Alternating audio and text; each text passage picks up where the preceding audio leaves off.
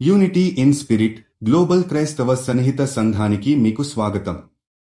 మీరు ప్రార్థన అభ్యర్థనలు పంపాలనుకుంటే లేదా క్రైస్తవ జీవ భాగస్వామిని వెతుకుతున్నట్లయితే mark108.com ను విజిట్ చేయండి. ఇప్పుడు మనం ప్రార్థనలోకి వెళ్తాము. ప్రభూ, ఈ రోజు మేము మీరు చూపించిన ప్రేమను స్మరించుకుంటూ మన హృదయాలను శాంతిగా మరియు క్షమతో నింపాలని కోరుకుంటున్నాము. మీరు మనలను అంగీకరించి క్షమించటానికి శక్తిని ఇవ్వాలని మేము ప్రార్థిస్తున్నాము. మన హృదయాలలో, మన ఆత్మలలో శాంతి, క్షమ మరియు ప్రేమ నివసించాలని మేము కోరుకుంటున్నాము. ప్రభూ, మనం ఇతరుల నుండి దొంగలిన బాధలు లేదా అన్యాయం మీద మన రగడలను వదిలించడానికి మాకు సాహసాన్ని ఇవ్వండి. మన హృదయాలలో తిరుగులేని కోపం మరియు క్రోధాన్ని దూరం చేయండి. మేము మన తప్పులను అంగీకరించి ఇతరుల గమనాలను క్షమించడం ద్వారా మీ దయను పొందాలనుకుంటున్నాము. ప్రభూ, ఇతరులపై మన బాధలను విడిచి మన హృదయాలను స్వేచ్ఛగా చేయడానికి మాకు మీ సహాయం అవసరం.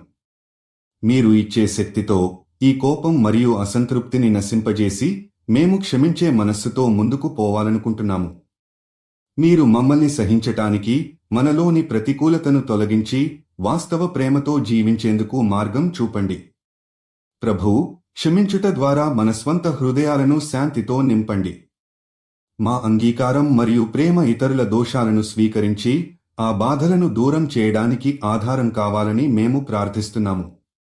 మీరు ఆశీర్వదించి క్షమాపణ మరియు ప్రేమ భద్రతను బలపరిచినప్పుడు మన జీవితం పరిపూర్ణంగా మారుతుంది. ఈ ప్రార్థనను మీరు యేసుక్రీస్తు నామంలో ప్రార్థిస్తున్నాము. ఆమేన్. యూనిటీ ఇన్ స్పిరిట్ తో కలిసి ప్రార్థించినందుకు ధన్యవాదాలు. మీరు విశ్వాసం కలిగిన జీవిత భాగస్వామిని వెతుకుతున్నట్లయితే mark108.com ను విజిట్ చేయండి. మీ ప్రార్థన అభ్యర్థనలు కూడా అక్కడ పంపవచ్చు. దయచేసి లైక్ చేయండి, షేర్ చేయండి మరియు ఛానల్కి సబ్స్క్రైబ్ చేయండి.